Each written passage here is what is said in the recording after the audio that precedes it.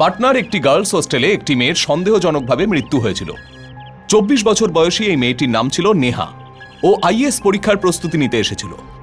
প্রথমবার দেখে মনে হয়েছিল যে মেয়েটি হয়তো আত্মহত্যা করেছে। এমন কি পরিস্থিতি তৈরি হয়েছিল যে ওই মেয়েটি আত্মহত্যা করার সিদ্ধান্ত নিল? বন্ধুরা, আমাদের জীবনে প্রতিকূল পরিস্থিতি আসতেই পারে, কিন্তু আমাদের সাহসের সঙ্গে সেই পরিস্থিতির সম্মুখীন হওয়া উচিত। আমাদের আবেগকে বশে রাখতে হবে।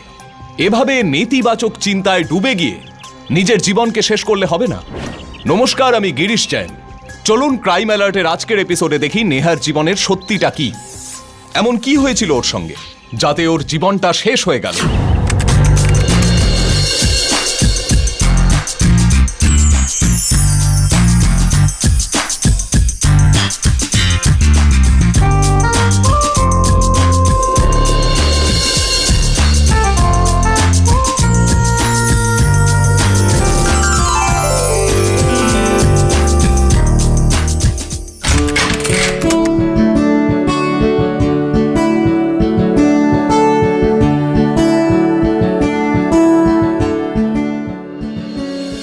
আরে সোনা, তুই এখন এখানে?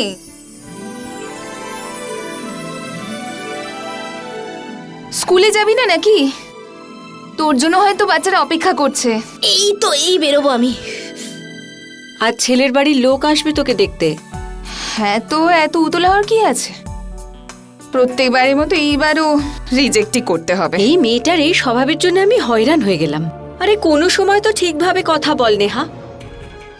আচ্ছা, শুধু এই কারণের জন্যই তুমি এত চিন্তিত? আমার গায়ের রংটা নিয়ে তুমি চিন্তিত নও?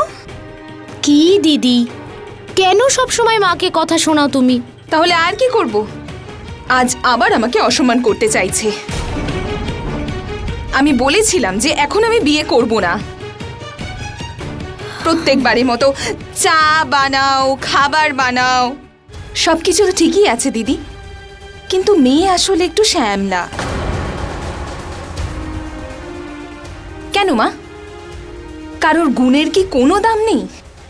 শুধু রংটাই সব? দিদি, তুমি আগে থেকে কেন ভেবে রেখেছো যে ওনারা না বলবেন? সবাই তো আর একরকমের হন না দিদি। ঠিক আছে, তুই বলছিস, তাহলে আমি মেনে নিচ্ছি। কিন্তু যদি এইবারও ওরা আমার জায়গায় তোকে পছন্দ করে নেয় তখন? আরে পছন্দ কি করে করবে? ও তো ওদের সামনে আসবেই না। দেখো, সোনা কোথাও যাবে না, ও এখানেই থাকবে। যদি কেউ আমাকে পছন্দ করতে চায় তাহলে এইভাবেই করতে হবে।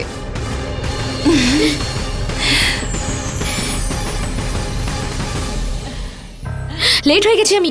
আচ্ছা মা, দিদি আমি বেরোচ্ছি, স্কুলের জন্য দেরি হয়ে যাচ্ছে। বাই।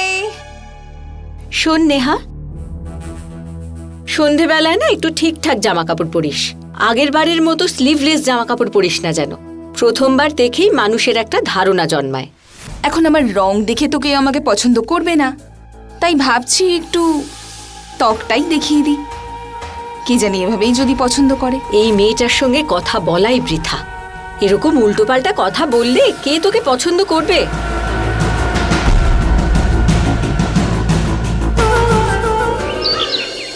দেখুন, আমার দিদি আর জামাইবাবু তার পৃথিবীতে নেই, তাই মনে করুন এই ছেলে মেয়েদের সব দায়িত্ব আমারই। একবার যদি মহেশের বউ বাড়িতে চলে আসে, দায়িত্ব থেকে মুক্তি। আমি ডেকে নিয়ে আসছি নেহাকে।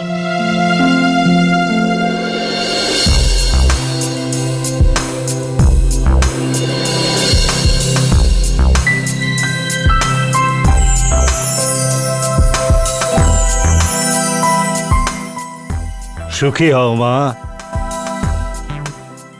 দেখুন, আমি একজন হাউসওয়াইফ হয়ে বা স্বামীর সেবা করেই জীবন কাটাতে চাই না।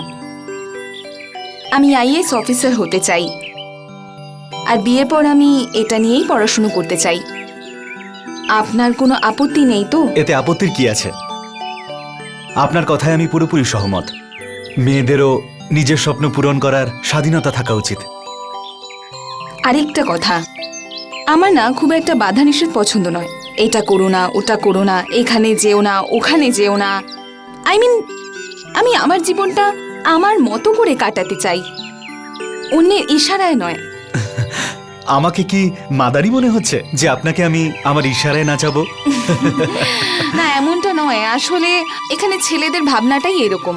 কিন্তু আমার ভাবনা চিন্তা এমন নয়, আর না আমি সেরকম ছেলেদের মতো। যদি এমনটাই হয় তাহলে আমার তরফ থেকে গ্রিন সিগন্যাল, আর আপনার? আমার তরফ থেকেও হ্যাঁ। এ তো সম্বন্ধটাতে হ্যাঁ বলে দিয়েছে। এখন দেখব যে সোনার সামনে ও আমাকে পছন্দ করে নাকি না। একটা মিনিট। হ্যাঁ, হ্যাঁ ঠিক আছে।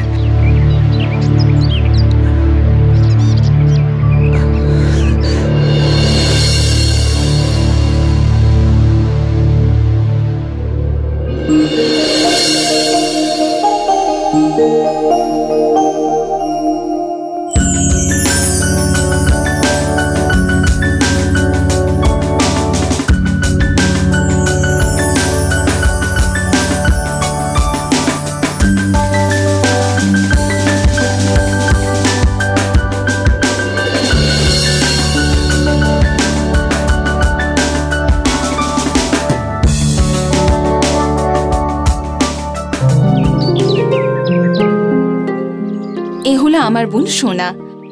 আর সোনা, উনি হলেন তোমার হবু জামাই বাবু, পাটনা থেকে এসেছেন। নমস্কার। হ্যাঁ নমস্কার। বরং একটা কাজ করি, সবাইকে ডেকে নিই। এখন আমাদের তো কথাবার্তা হয়ে গেছে, সবার সামনেও বরং হয়ে যাক। হ্যাঁ নিশ্চয়ই।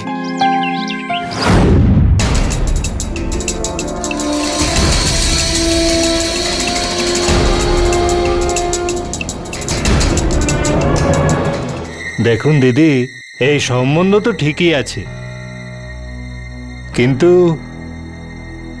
মহেশের আপনার ছোট মেয়েকে বেশি পছন্দ।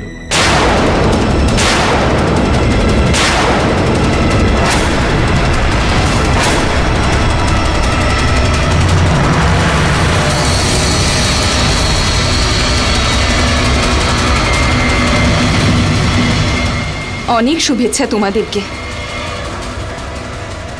এই সম্বন্ধ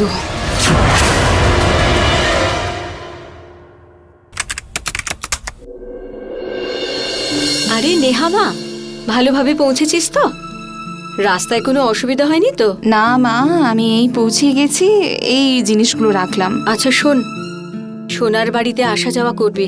হ্যাঁ ঠিক আছে মা, আমি তোমার সঙ্গে পরে কথা বলছি। নিজের খেয়াল রাখিস। হ্যাঁ,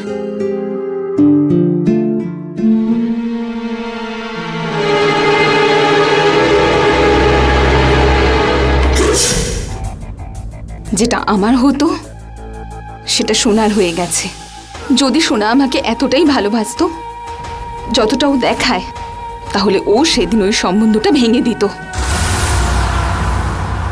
এখন আমি ওকে বলবো যে রিজেকশনের ব্যথাটা আসলে কি।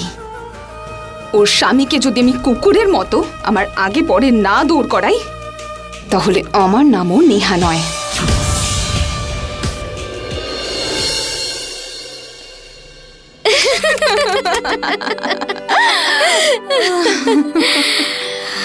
জানো দিদি, খুব ভালো হলো যে তুমি পাটনা চলে এলে। তুমি জানো কতদিন পর এত ভালো করে হাসলাম আমি। খুব মিস করতাম আমি তোমাকে আর মাকে। চুপ কর মিথ্যুক, যেখানে মহেশ আছে সেখানে আমাকে কেন মিস করবি? আরে আমার শালি, হোয়াট আ প্লেজেন্ট সারপ্রাইজ। সোনা, এটা তোমার জন্য। এটা কি? সারপ্রাইজটা তুমি নিজেই দেখে নাও। কিন্তু এটার কি দরকার ছিল? আজ তো কোনো অকেশনও নেই। ওফো, ওঠো এখানে এসো। তোমাকে উপহার দেওয়ার জন্য কোনো অকেশনের দরকার পড়ে না। তাড়াতাড়ি গিয়ে এটা পরে এসো। এখনই? হ্যাঁ এখনই পরবে। কি জেদ করো তুমি। ওফো, কোনো জেদ ছেদ নয়, চলো।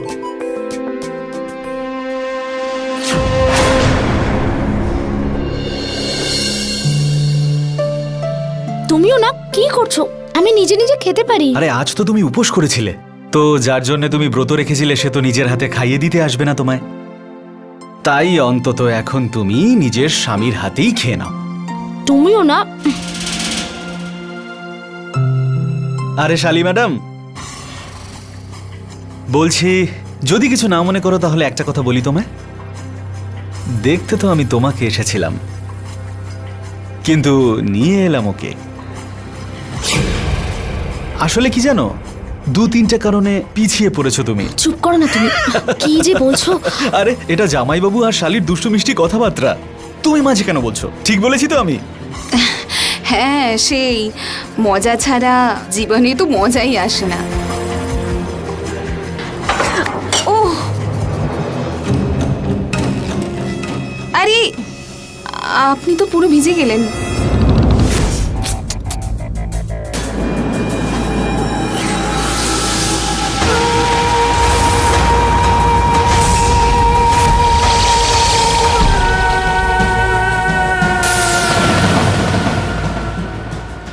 ব্যাস হয়ে গেছে, ঠিক আছে। এই মজাটা কেমন লাগলো জামাই বাবু?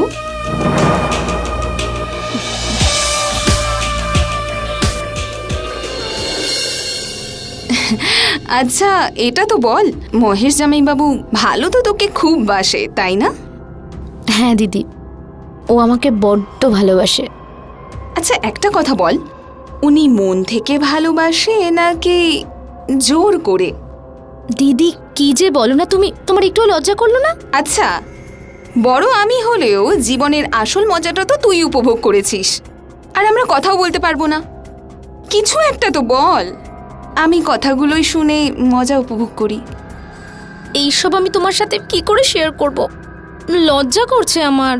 চিন্তা করিস না, শুধু কথাই শেয়ার করতে বলছি, স্বামী শেয়ার করতে বলিনি তোকে। যা তা, হ্যাঁ যা তা কথা বলো তুমি। সরো, আমি এখন ঘুমোবো। আরে শোন না, এটা তো বল যে মহেশ জামাই বাবুর কি কি পছন্দ। হ্যাঁ,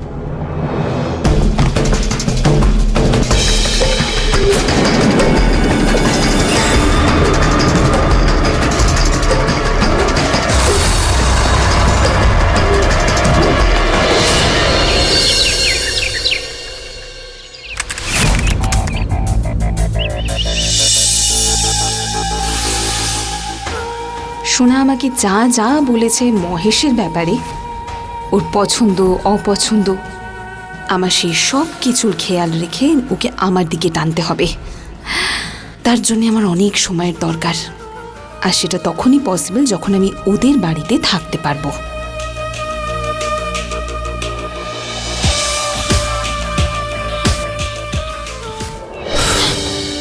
নেহা, তুমি এখানে বসে আছো আর আমি তোমাকে গোটা হোস্টেলে খুঁজে বেড়াচ্ছি।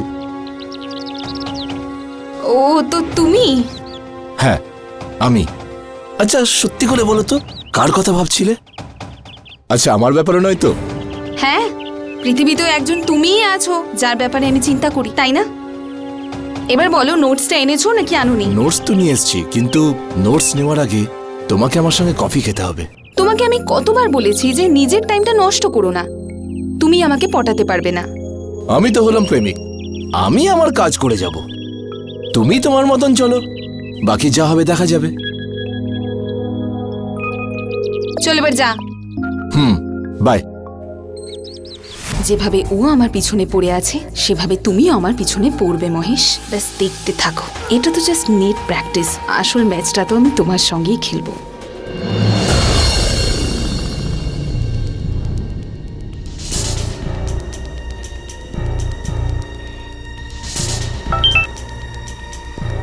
হ্যালো দিদি, কোথায় তুমি? গত 4 দিন ধরে তোমাকে ফোন করছি, তুমি আমার ফোনটা কেন রিসিভ করছো না?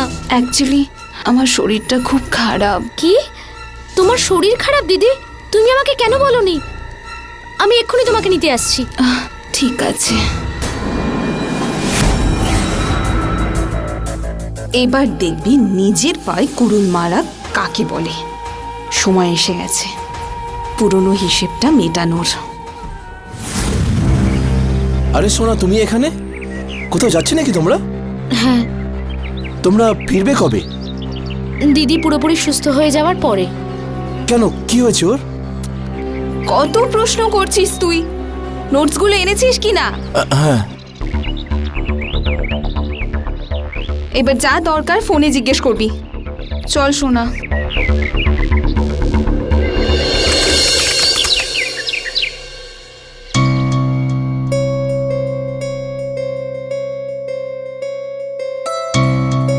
আচ্ছা, আমার শালিকে তো দেখতে পাচ্ছি না, যার জন্য এত কিছু সেই এখানে উপস্থিত নেই।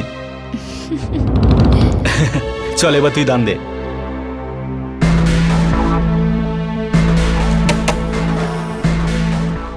এই নিন গাজরের হালুয়া, পিওর ঘি দিয়ে তৈরি।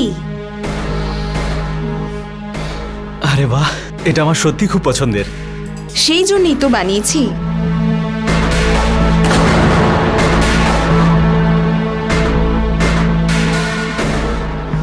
খুব ভালো বানিয়েছ, দারুণ লাগছে। যে বানাচ্ছে তার হাতে চুমু দিতে চাও তাহলে এই নাও। আরে সেটাও আমি করতাম, কিন্তু এখন তো আমাকেই হালুয়াটা শেষ করতে হবে। আরে শোনা নে না তুই। হ্যাঁ হ্যাঁ নিচ্ছি দিদি।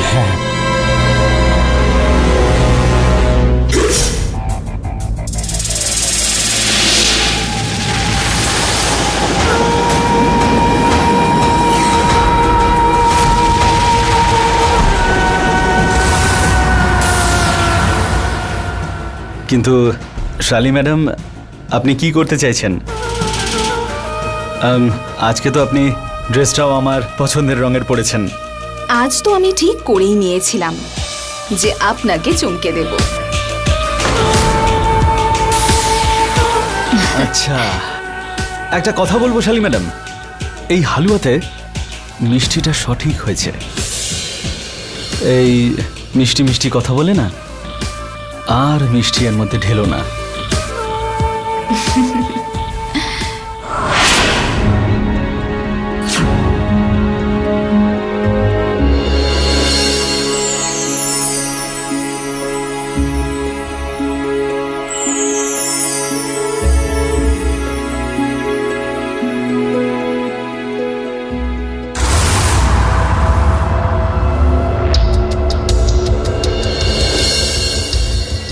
খুব মজা করছিস তাই না?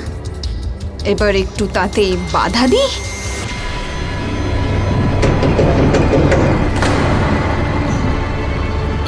এখন আবার কে এলো? এক সেকেন্ড, আমি দেখছি।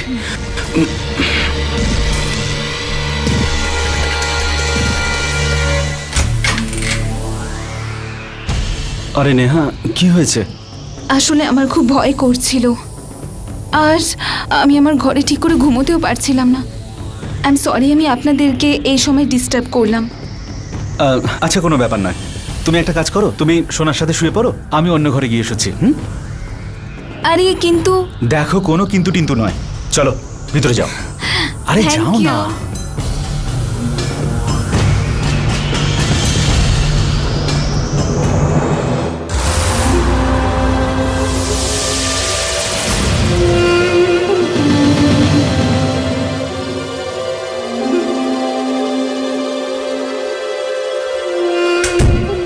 দিদি, তোমার মনে হয় না যে ড্রেসটা পরে আছো ওটা একটু বেশি ছোট? সোনা, আমি এরকম পোশাক প্রথমবার কি পরছি? দিদি, এটা আমি আমার জন্য বলছি না, এটা আমার শ্বশুর বাড়ি, এখানে তো আরো লোকজন আছেন। তুই চিন্তা করিস না, আমি তোর থেকে তোর স্বামীকে কেড়ে নিচ্ছি না, যেভাবে তুই আমার থেকে কেড়েছিলি। এবার জিজু যদি আমার গায়ের রং নিয়ে এত মজা করতে পারে, তাহলে কি আমি এটুকু মজা করতে পারি না? এবার তুই শুয়ে পড় তো।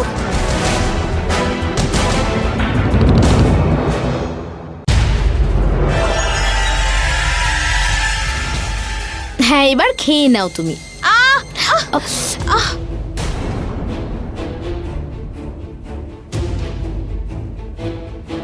জামাইবাবু দেখুন না।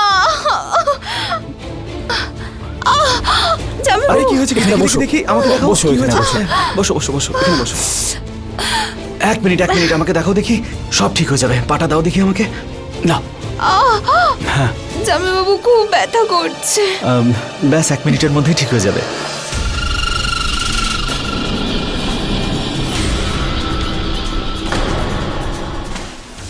আরে তুমি সরো এখানে না। ব্যথা? আরে সরো, এইভাবে ঠিক হয়ে যাবে নাকি? তুমি সরো। দিদি পাটা দাও দেখি, এদিকে পাটা দাও।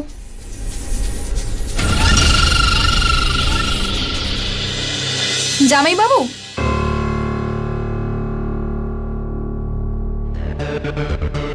আসলে আমাকে একটু লাইব্রেরি যেতে হতো আর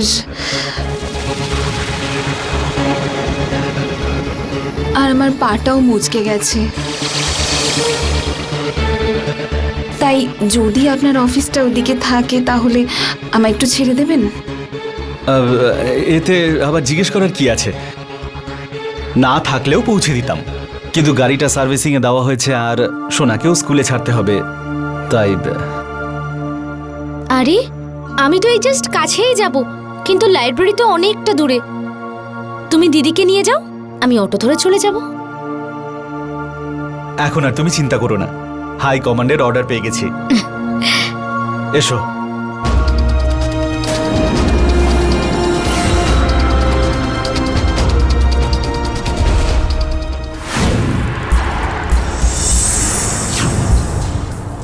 জামাইবাবু একটু আস্তে চালান, আমার খুব ভয় করছে। আচ্ছা তাই এই ব্যাপার বুঝি, হ্যাঁ তাহলেই না।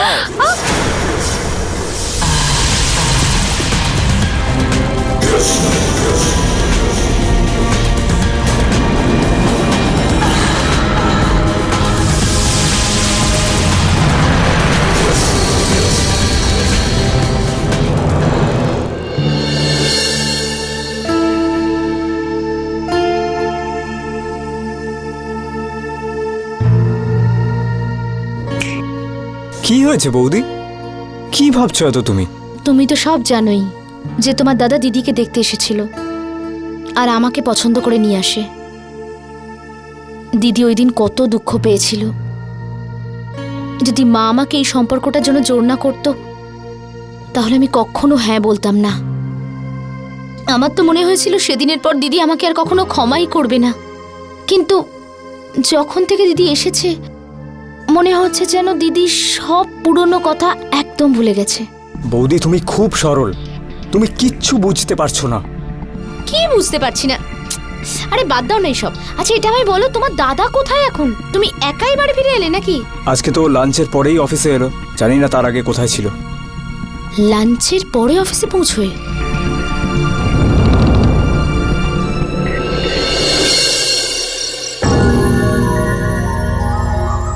নেহা ডালটা এদিকে দাও তো।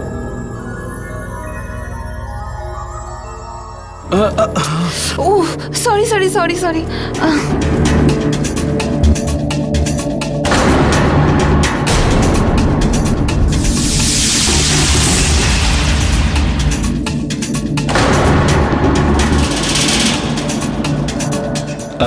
ইটস ওকে, আমি একটু হাতটা ধুয়ে আসি।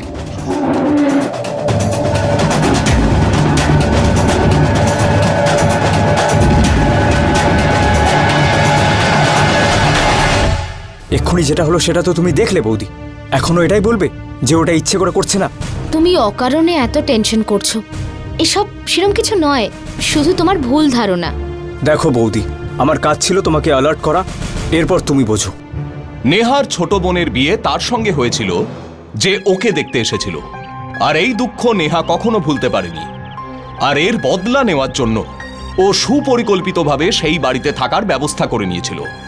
সোনার দেওর ছিল রমেশ, যে সবকিছু পরিষ্কার দেখতে পাচ্ছিল, কিন্তু সোনা এত সহজ সরল মনের ছিল যে রমেশ ওকে বারবার বোঝানো সত্ত্বেও ও বুঝতে পারছিল না। নেহার মতো স্বার্থপর মানসিকতার মানুষ সম্পর্কের মর্যাদা লঙ্ঘন করাটাকেও অন্যায় মনে করে না, এর পরিণাম যাই হোক না কেন। চলুন দেখি নেহা বদলা নেওয়ার জন্য কতটা নিচে নামতে পারে।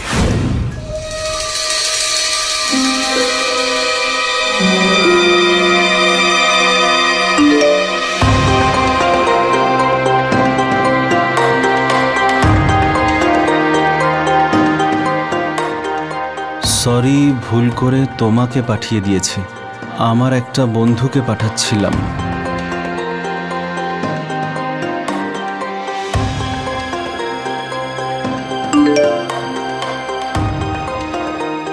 আপনি কিছু মনে করেননি তো?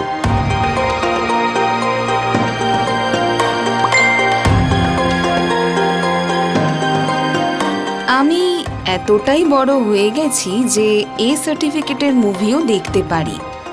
যদি সেটাই হয়ে থাকে তাহলে এটা দেখুন, মজা করুন।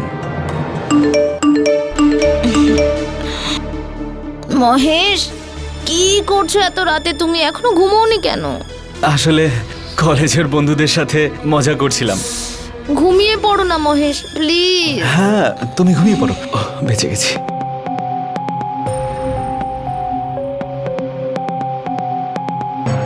তোমার বোন উঠে গেছে। Good night.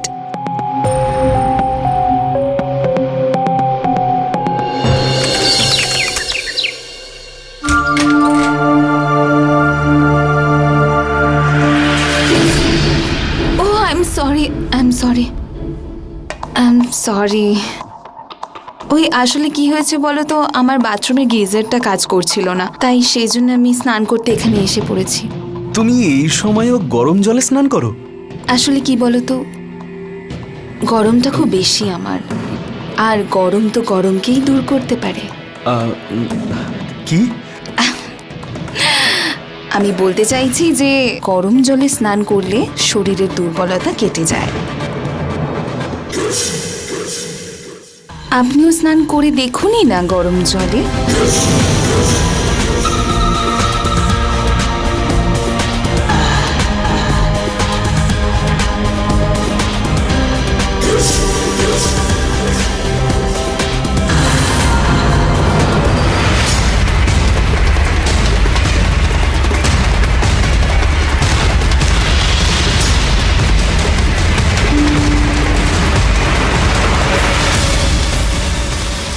আজ তো তোর বাথরুমটা ইউজ করেছিস সোনা, সেই দিন আর দূরে নেই যখন তোর স্বামীকেও ব্যবহার করব।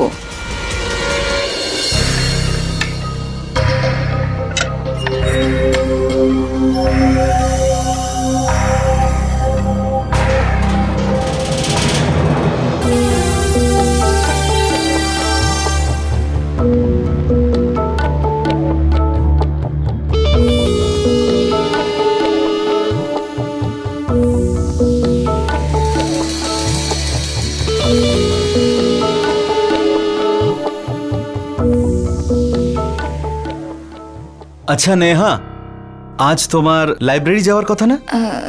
হ্যাঁ, যেতে তো হবে। ঠিক আছে, আমার ওখানে একটু কাজ আছে, তো তোমাকে আমি ছেড়ে দেবো। আচ্ছা রমেশ, তুই বৌদিকে গাড়ি করে স্কুলে ড্রপ করে দিস, বাইক নিয়ে আমি বেরোবো। কিন্তু দাদা, 10টার সময় তোমার মিটিং ছিল যাদববাবুর সাথে অফিসে। যাদববাবুকে তুই দেখে নিস, আর এমনিতেও আমার একটা ইম্পর্টেন্ট সাইট দেখার আছে। আচ্ছা নেহা, তুমি তাড়াতাড়ি রেডি হয়ে বাইরে চলে এসো, আমি তোমার জন্য ওয়েট করছি।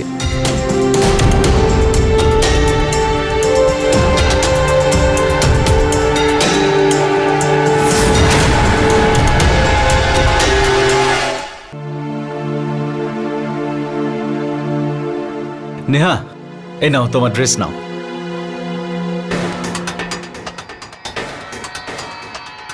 ওয়াও, এটা তোমার ফেভারিট কালার। তাহলে তুমি কি মনে করো, শুধু তুমি কি আমার ফেভারিট ডিশ আর ফেভারিট কালারের ব্যাপারে জানো? আমি জানি না?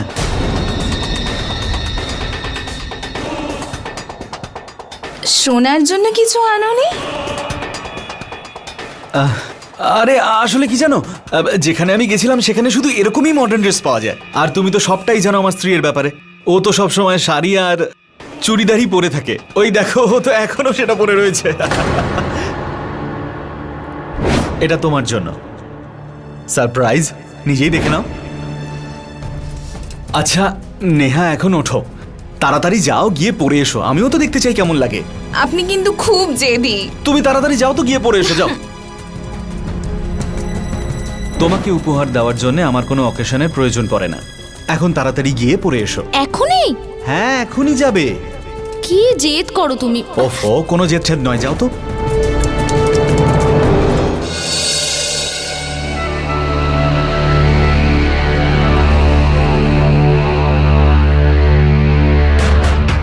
ভালো হয়েছে তুমি এসেছো, আমি জিপটা লাগাতে পারছি না, একটু হেল্প করবে?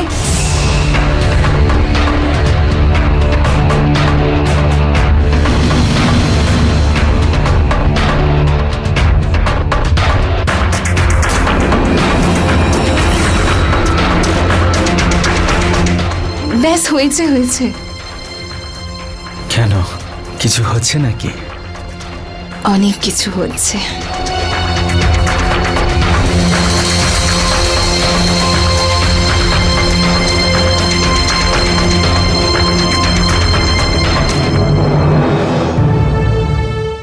দাদা, কিছু কথা ছিল তোমার সাথে। তুই যা, আমি এক্ষুনি আসছি। ঠিক আছে, আমি কিছুক্ষণ পর আসছি।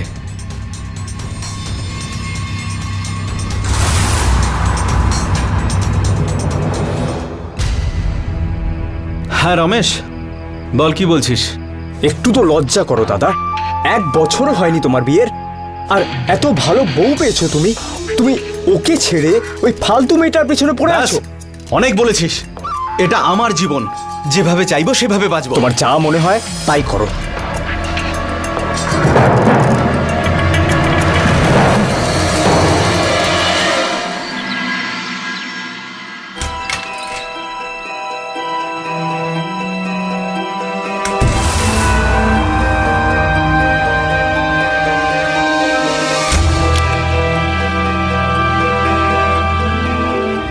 কি ব্যাপার, আজ হঠাৎ ছিটকিনি দিচ্ছ?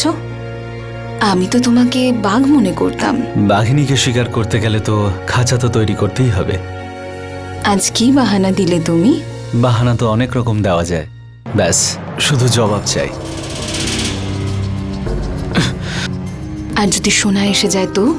হ্যাঁ হ্যাঁ, ওর স্কুল 4টের সময় ছুটি হয়, আসবে না ও। আচ্ছা তাহলে বলো তো, সবার আগে তোমার কি চাই? সবার আগে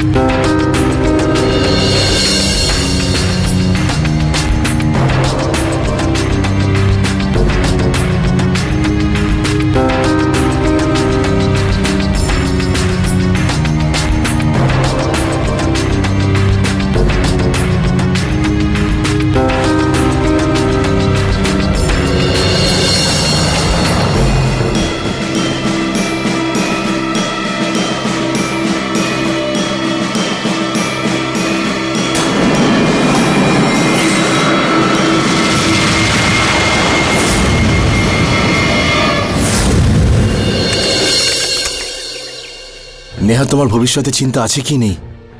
তুই কি বলতে চাইছিস পরিষ্কার করে বল। তুমি এটা বলো, তুমি এখানে আইএসএ প্রিপারেশনের জন্য এসেছিলে না? আমি কি করব কি করব না, কোথায় যাব কোথা থেকে আসবো সেগুলো আমি তোকে কেন বলবো? তুই কে হোস? শুধু আমার বন্ধু তো।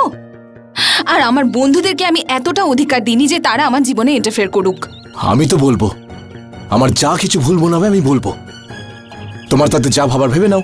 তাহলে বলতে থাক, আমার কিচ্ছু এসে যায় না। আরে শুনে তো যাও।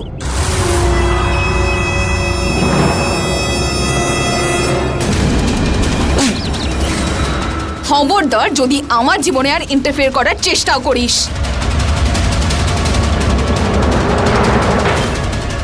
নেহা, তুমি দেখে নিও, অনেক পস্তাবে।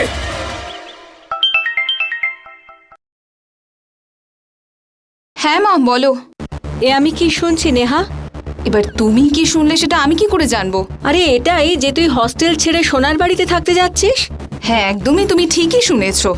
কেন, তোমার কোনো আপত্তি আছে? তোর বুদ্ধি কবে হবে নেহা? এইভাবে বিবাহিত বোনের বাড়িতে কেউ থাকতে যায়? প্রথমে তো তুমি নিজেই বলো যে সোনার বাড়িতে যা, আর যখন আমি ওর বাড়িতে গেলাম তখন তোমার এতেও আপত্তি রয়েছে। তুই আমার কথা শোন, আজ থেকে তুই আর ওখানে যাবি না। সব ব্যাপারে এইভাবে জেদ করা ঠিক নয় নেহা। তুমি ওই ছেলেটার সঙ্গে সোনার বিয়ে দিয়ে দিলে যাকে আমার পছন্দ ছিল। ওটা কি জেদ ছিল না? কি এমন পাহাড় পর্বত ভেঙে পড়বে? হ্যাঁ, যদি আমি সোনার বাড়িতে থাকতে যাই তো, যেখানে ওর স্বামীর কোনো আপত্তি নেই, তাহলে তোমার কেন আপত্তি?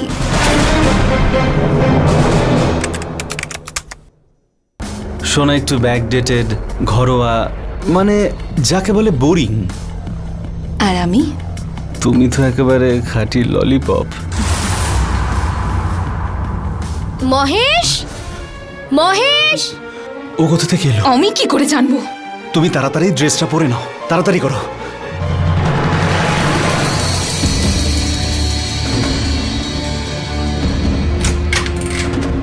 মহেশ, তুমি দরজা কেন বন্ধ করে রেখেছো? আরে শোনা, ওই আমার মাথা ব্যথা করছিল তাই ঘুমানোর চেষ্টা করছিলাম। তোমার মাথায় যন্ত্রণা করছে? হ্যাঁ, ওই মাথা ফেটে যাচ্ছে ব্যথায়। তুমি ওষুধ খেয়েছো? হ্যাঁ, ওষুধ খেয়ে নিয়েছি আমি। আচ্ছা, তাড়াতাড়ি চলে এলে যে? আরে লজ্জা পাচ্ছ কেন? মহেশ, হ্যাঁ আমার তোমাকে একটা সুখবর দেবার আছে। হ্যাঁ, বলো না। তুমি জানো মহেশ, হ্যাঁ, তুমি বাবা হতে চলেছো।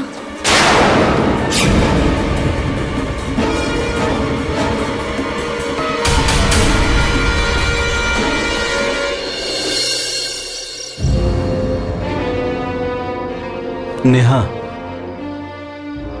এক নম্বরের মিথ্যেবাদী লোক তুমি। তুমি তো বলেছিলে তুমি সব রকম প্রোটেকশন নিয়েছো, তাহলে সোনা প্রেগনেন্ট কি করে হলো? নেহা, আজ নয় তো কাল সেটা হতোই। আরে ও তো আমার বউ। তাহলে আমি কে? তোমার বিছানার সঙ্গী? দেখো, তোমার মাথাটা হয়তো এই সময় কাজ করছে না, এর জন্য তোমার সাথে কথা বলে কোনো লাভ নেই।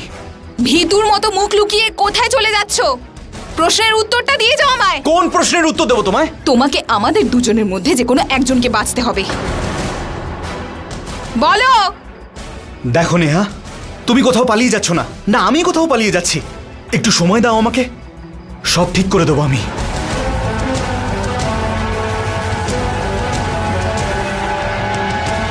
এই গল্পে একটা নতুন মোড় এসেছিল।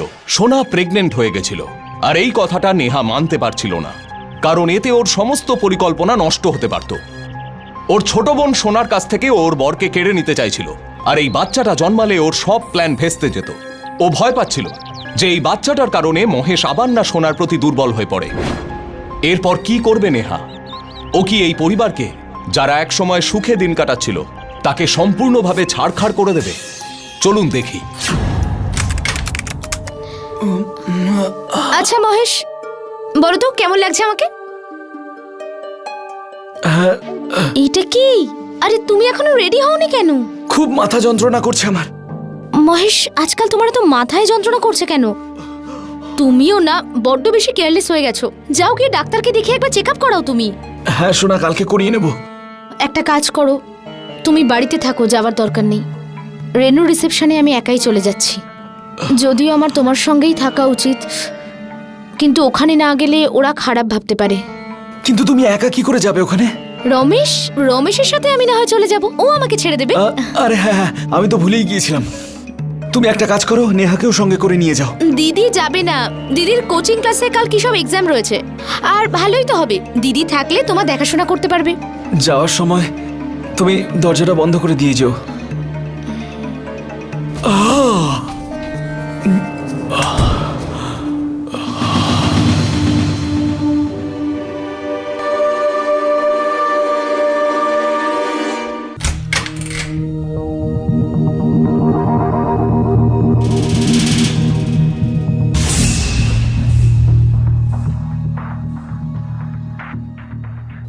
বাহ, কি অ্যাক্টিং করো তুমি। তোমার তো বলিউডে থাকা উচিত। কি করব, সব তো তোমার জন্যই করতে হচ্ছে। আগেরবার তুমি রেগে গিয়েছিলে, অনেক কষ্ট করে মানিয়েছিলাম। আবার তুমি কিন্তু রেগে যেও না, এমনিতেও তোমাকে মানাবার জন্য জানি না আমাকে কত কিছু করতে হয়। যাও বৎস, তোমায় ক্ষমা করলাম।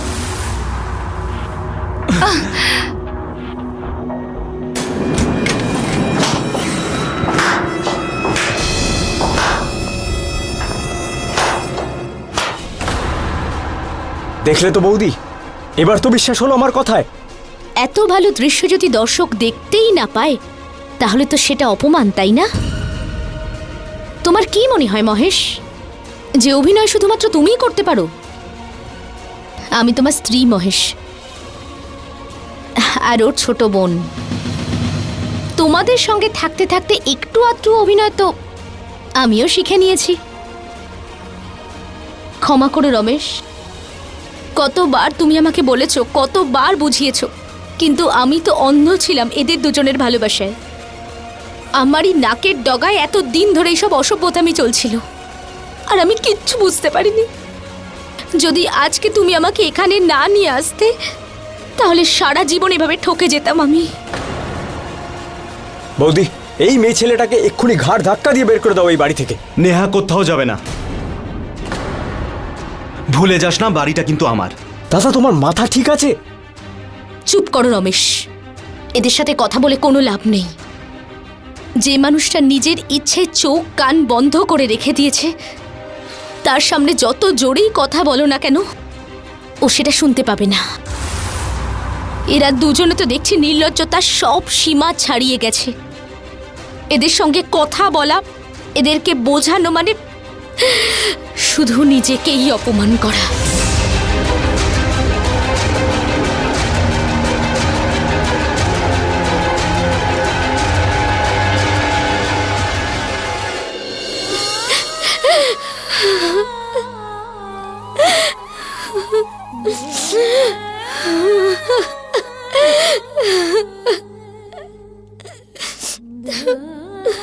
ব্যাস বৌদি ব্যাস, এই অবস্থায় এত চিন্তা করা উচিত না তোমার।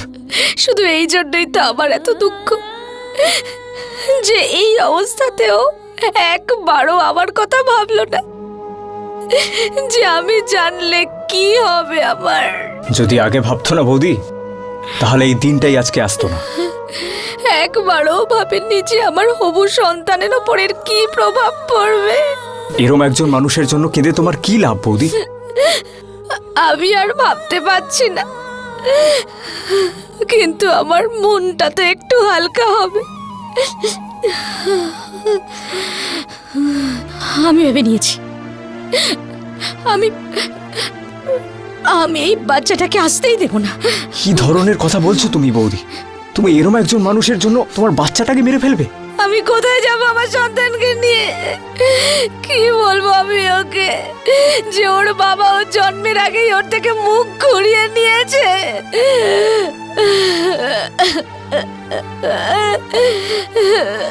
ব্যাস বৌদি ব্যাস, ধৈর্য ধরো, সব ঠিক হয়ে যাবে।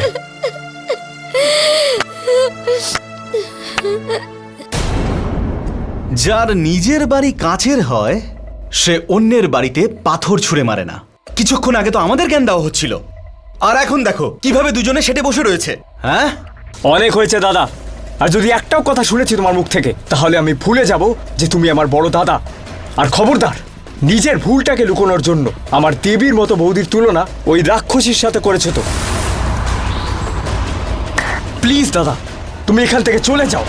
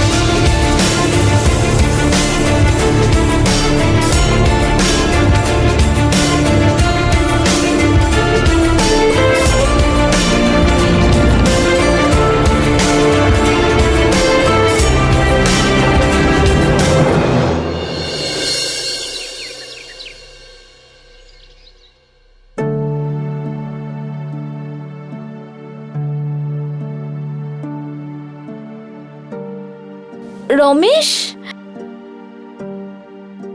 কোথায় যাচ্ছ তুমি? বৌদি, আমি আর এই বাড়িতে থাকতে পারবো না। আমার এই বাড়িতে দম বন্ধ হয়ে যাচ্ছে।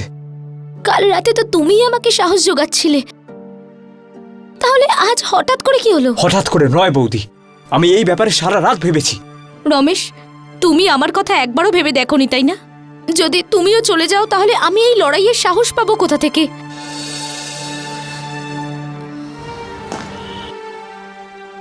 আমাকে ক্ষমা করে দাও বৌদি, এক মুহূর্তের জন্য আমি স্বার্থপর হয়ে গিয়েছিলাম। নিজেকে তুমি দোষ দিও না রমেশ, তোমার কোনো দোষ নেই। দোষ এই সময়ের, আমার পুরো জীবনটাকে তছনছ করে দিয়েছে। তুমি তো নেহার বন্ধু, তাহলে তুমি অন্তত আমার জন্য একবার ওকে বোঝাতে পারলে না? আরে আমি কি বলবো, তুমি ওর নিজের বোন হয়ে ওকে কিছু বোঝাতে পারো না, তাহলে আমার কথা কেন শুনবে ও?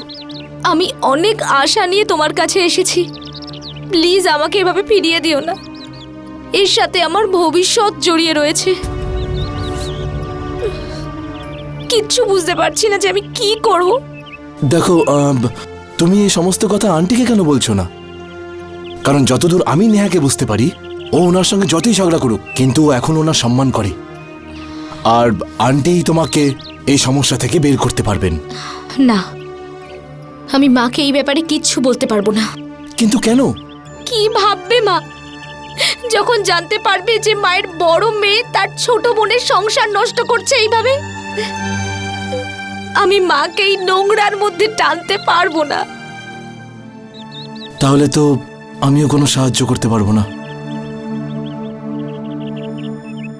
নেহা আর রমেশ নির্লজ্জতার সমস্ত সীমা পার করে গেছিল। আর মহেশ তো এতটা নির্লজ্জ হয়ে গেছিল যে ও নিজের ভাবি সন্তানের কথাও ভাবেনি। এ সময় সোনার কাছে একমাত্র অবলম্বন ছিল ওর দেওর, যে না কেবল নিজের দাদার অসভ্যতাকে সহ্য করছিল, বরং ওর বৌদিকে মানসিকভাবে সাহায্য করছিল।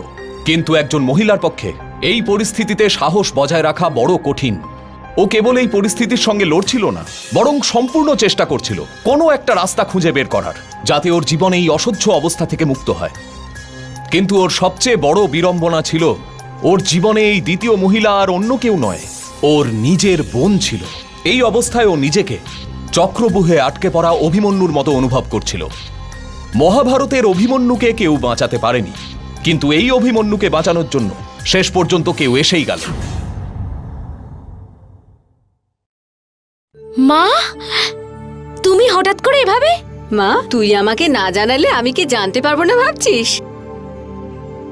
এত বড় খুশির খবর শুনে এখন যদি না আসবো তাহলে কবে আসবো? বাচ্চা হয়ে যাওয়ার পরে আসবো? হ্যাঁ,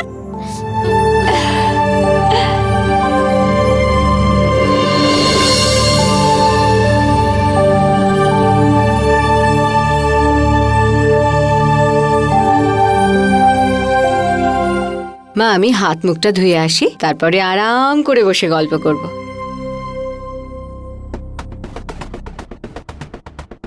রমেশ, তুমি মাকে সবকিছু বলে এখানে আনোনি তো? আমি এতটাও বোকা নই বৌদি। আমি মাকে এই কারণেই ডেকেছি যাতে অন্তত এরা একটু লজ্জা শরম নিয়ে থাকতে পারে। কিন্তু যদি মা সব জেনে যায় তারপর?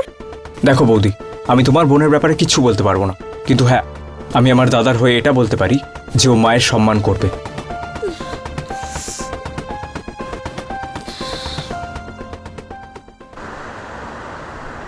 এটা মনে হচ্ছে আমার ভাইয়েরই কাজ।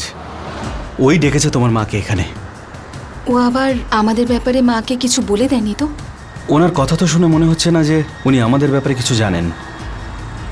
উনি তো শুধু বাচ্চাটাকে নিয়ে খুশি আছেন।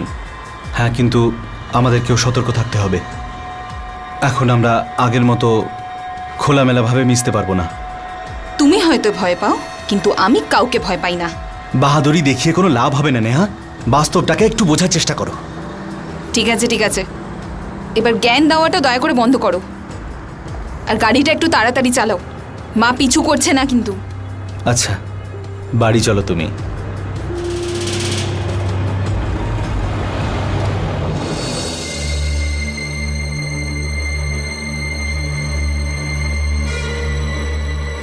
আবার তুমি মহেশের সাথে বেরিয়েছিলে না?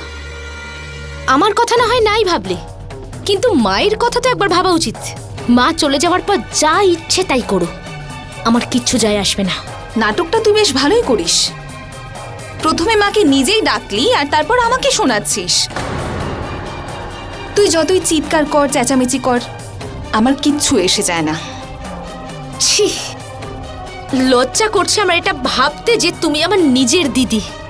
আচ্ছা, আজ তো লজ্জা করছে। সেদিন কোথায় ছিল তোর এই লজ্জা, যেদিন মহেশ আমাকে ছেড়ে তোকে বিয়ে করার কথা বলেছিল? আচ্ছা, তো সেই ঘটনার প্রতিশোধ নিচ্ছ? এই সব কিছুর জন্য এই ষড়যন্ত্র করলে? বাহ, কিন্তু তুমি খুব ভালো করেই জানতে যে আমি এই বিয়ের জন্য হাত তখনই বলেছিলাম যখন মা আমার ওপর জোর করেছিল। আর ভুলে গেছো তুমি? তুমিও তো হ্যাঁ বলেছিলে। দেখ, এখন এই বাজে কথা বলার কোনো মানে নেই। আর মহেশ তো আর কচি বাচ্চা নয় যে যাকে আমি টুকটাক করে বশ করেছি।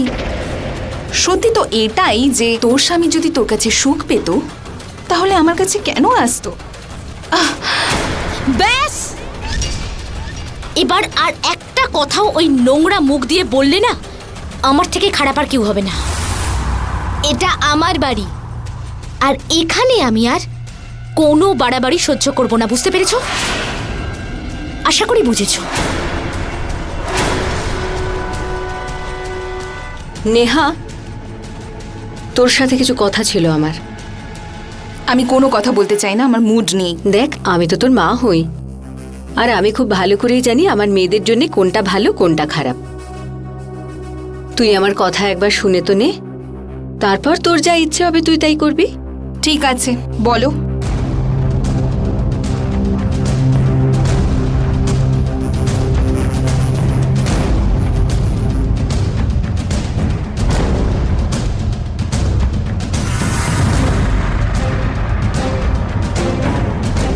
হ্যালো।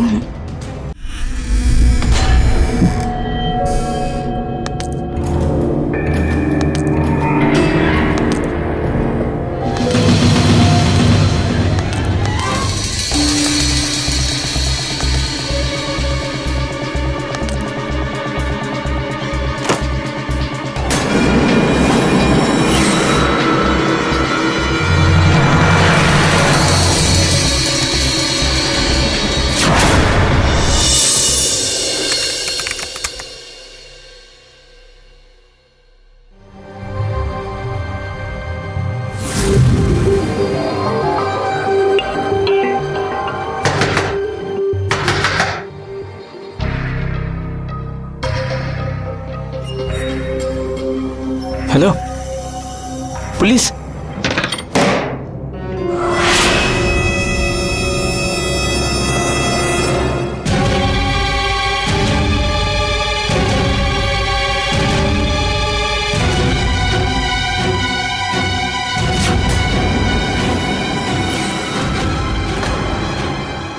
কনস্টেবল, বডিকে পোস্টমর্টমের জন্য নিয়ে যাও। নেহা এই পৃথিবীতে ছিল না, কিন্তু নেহার মৃত্যু রহস্য তখনও সমাধান হয়নি। আর নেহা কখনোই তাদের মতো ছিল না যারা নিজেকে মেরে ফেলতে পারে।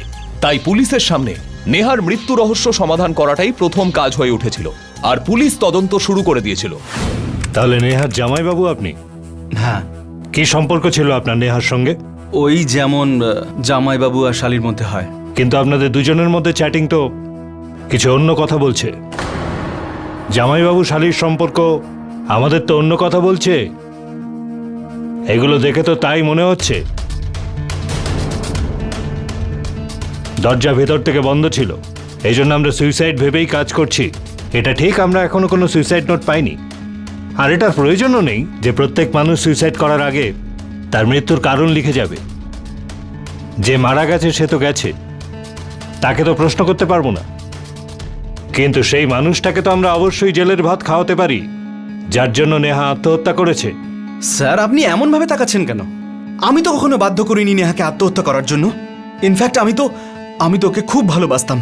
আর যখন তুমি বুঝতে পারলে তোমার বাড়ির লোক তোমার বউ সব কথা জানতে পারবে, তখন তুমি নিজেকে সরিয়ে নিয়েছো। আর এই ব্যাপারটার জন্যই নেহা আত্মহত্যা করেছে। আমার স্ত্রী আমার আর নেহার রিলেশনের ব্যাপারে আগে থেকেই জানতো।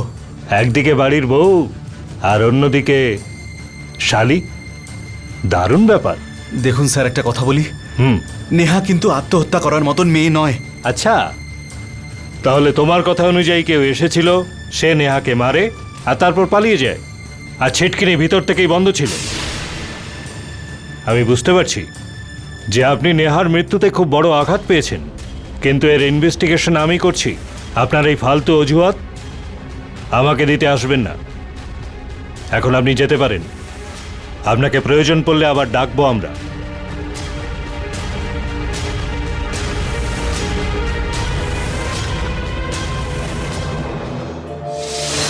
আমরা শুনেছি নেহা আর আপনার মধ্যে কিছু মনোমালিন্য হয়েছিল, যার জন্য ও বাড়ি ছেড়ে দিতে চেয়েছিল।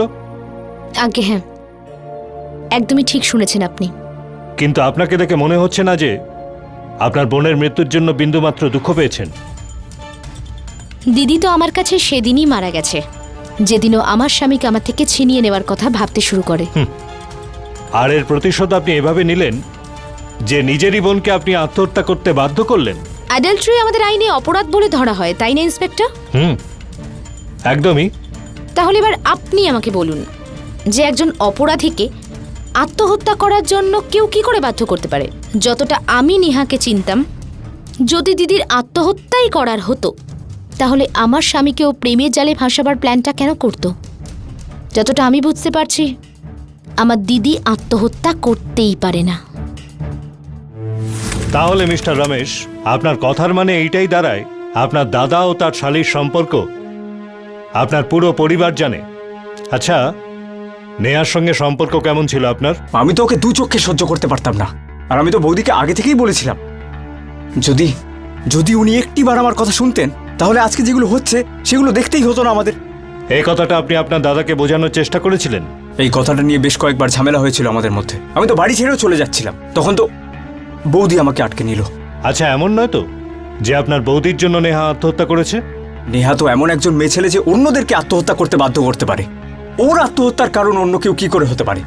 আর সত্যি বলতে আমি তো বিশ্বাসই করতে পারছি না যে নেহা আত্মহত্যা করেছে।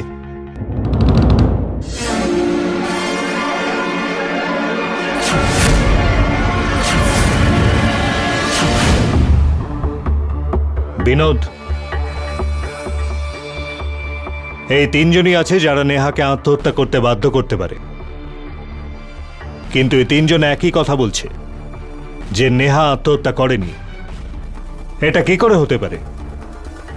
বিনোদ, এই কেসটা যতটা সহজ মনে হচ্ছে ততটাই পেঁচালো। হ্যাঁ স্যার, নেহার পোস্টমর্টেম রিপোর্টটা কি হলো? কালকের মধ্যে চলে আসবে। তুমি একটা কাজ করো, নেহার ফ্রেন্ড সার্কেল আর ওর হস্টেলে যাও আর খুঁজে বার করো যে ওর কাছের মানুষ কারা। হ্যাঁ স্যার।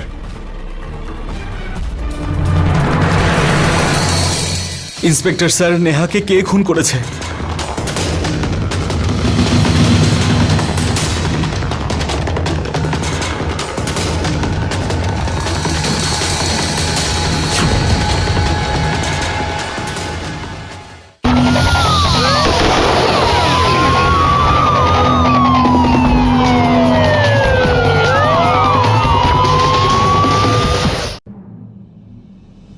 নেহার সবচেয়ে কাছের বন্ধু আপনিই তো? হ্যাঁ স্যার। কবে থেকে জানেন নেহাকে? প্রায় 10 বছর ধরে। ইনফ্যাক্ট আমরা স্কুলে একসঙ্গে পড়তাম। আমি তো এটাও শুনেছি যে আপনি নেহাকে ভালোবাসেন। হ্যাঁ স্যার, আমি ওকে ভালোবাসতাম। মানে একতরফা ভালোবাসা ছিল এটা।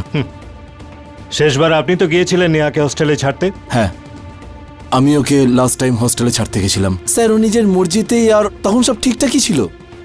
আমি তখন বিশ্বাসই করতে পারছি না যে ও সুইসাইড করতে পারে। আত্মহত্যা ছিল না, ওটা মার্ডার করা হয়েছে নেহাকে। কি? মার্ডার? সন্দেহ তো আমাদের প্রথম থেকেই ছিল, কারণ নেহার ঘর থেকে আমরা এমন কিছু পাইনি যার থেকে ওর মৃত্যু হতে পারে।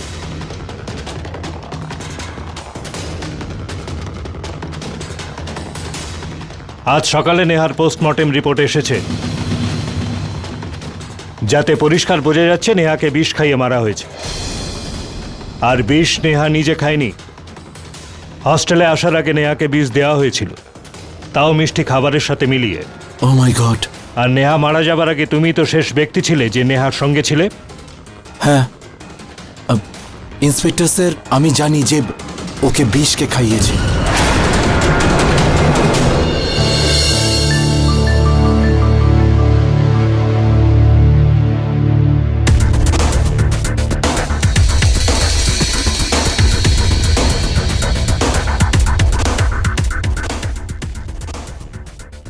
নেহার পোস্টমর্টেম রিপোর্ট অনুযায়ী নেহা আত্মহত্যা করেনি, বরং অনেক বড় প্ল্যান করে ওকে খুন করা হয়েছে। ইন্সপেক্টর স্যার, নেহাকে কে খুন করেছে?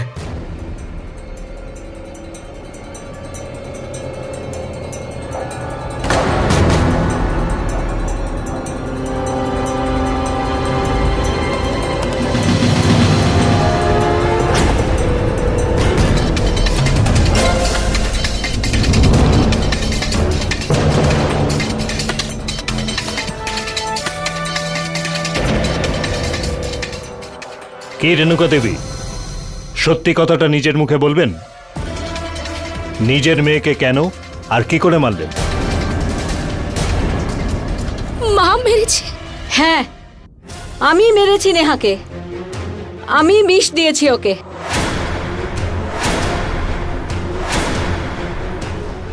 এটা যদি আমি না করতাম, ও তাহলে আমার সোনার সংসারটা শেষ করে দিত। মা, তুমি সবটা জানতে? হ্যাঁ, রমেশ আমাকে ফোনে সব কথা বলে দিয়েছিল। সেই জন্যই তো আমি এখানে এসেছিলাম।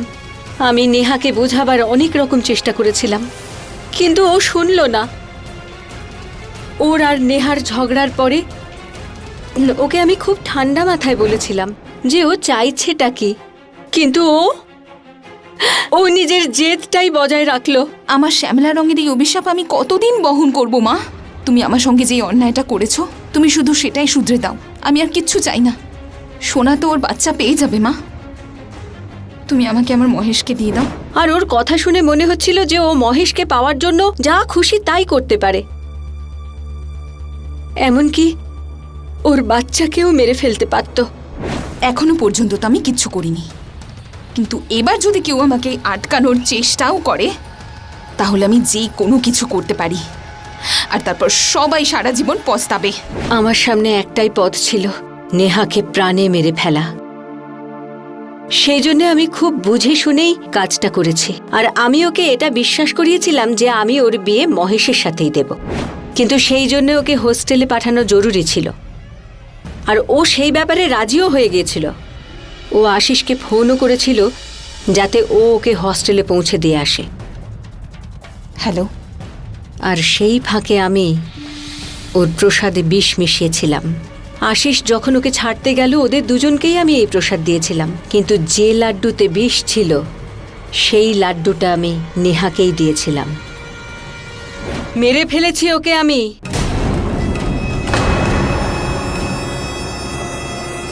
আপনার মনে হয়েছিল যে বিষের প্রভাব কয়েক ঘন্টা পরে শুরু হবে, আর তার মধ্যে নেহা হস্টেলে পৌঁছে যাবে, আর তাহলে সবাই ভাববে নেহা আত্মহত্যা করেছে।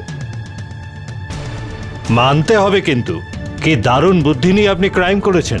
কিন্তু আফসোস একটাই, আসামি যতই বুদ্ধিমান হোক না কেন, আইনের হাত থেকে কিছুতেই বাঁচতে পারে না। আমার কাজের জন্য কোনো অনুশোচনা নেই ইন্সপেক্টর। একটা জীবনের পরিবর্তে আমি তিনটে জীবন বাঁচিয়েছি। আইনের চোখে যদি এটা অপরাধ হয়, তাহলে আমি শাস্তি পেতে প্রস্তুত। গ্রেফতার করুন আমাকে। কনস্টেবল, নিয়ে চলুন ওনাকে। যখন মানুষ সম্পর্কের মর্যাদা ভুলে গিয়ে লক্ষণ রেখা অতিক্রম করে, তখন তাদের সাথে এরকমই হয়।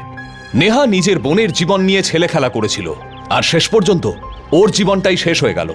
যে আগুন নিয়ে খেলা করে তার নিজেরই তাতে পুড়ে যাওয়ার সবথেকে বেশি সম্ভাবনা। আর যেভাবে সাপের বিষের প্রভাব কাটানোর জন্য সাপের বিষই প্রয়োজন হয়, ঠিক সেইভাবেই নেহার মা রাধাও এমন একটা রাস্তা বেছেছিল যাকে আমাদের সংবিধান সম্মতি দেয় না। রাধাকে আইপিসির ৩০২ ধারা অনুযায়ী যাবজ্জীবন কারাদণ্ড দেওয়া হয়। আমাদের আজকের এই গল্প আমাদের সামনে অনেক প্রশ্ন তুলে ধরে। আজকের এই আধুনিক যুগেও আমাদের দেশে এমন অনেক পরিবার আছে যারা বিয়ের ব্যাপারে মেয়ের গায়ের রঙকে অনেক বেশি গুরুত্ব দেয়, কিন্তু তার মানে এই নয় যে এই রকম হীন ভাবনাগ্রস্ত মানুষ অপরাধের রাস্তা বেছে নেবে। রঙের বৈষম্য নিয়ে পীড়িত মানুষকে নিজের আত্মবিশ্বাস বজায় রাখতে হবে, আর সাহস করে তার সম্মুখীন হতে হবে। আর তার সঙ্গেই এটা আমাদেরও কর্তব্য যে আমাদের ভাবনা চিন্তাও বদলাতে হবে। এই নীচ ভাবনা চিন্তাকে গোড়া থেকে উপড়ে ফেলতে হবে। তবেই আমাদের ২১ শতকের সক্ষম আর বৈষম্যহীন সুরক্ষিত সমাজের স্বপ্ন সফল হবে। এর সঙ্গেই আমি গিরিশ জৈন ক্রাইম অ্যালার্টের এই এপিসোডে আপনাদের থেকে বিদায় নিচ্ছি। আবার দেখা হবে এরকমই একটা সত্যি ঘটনার সঙ্গে। ততক্ষণ বি অ্যালার্ট, বি সেফ।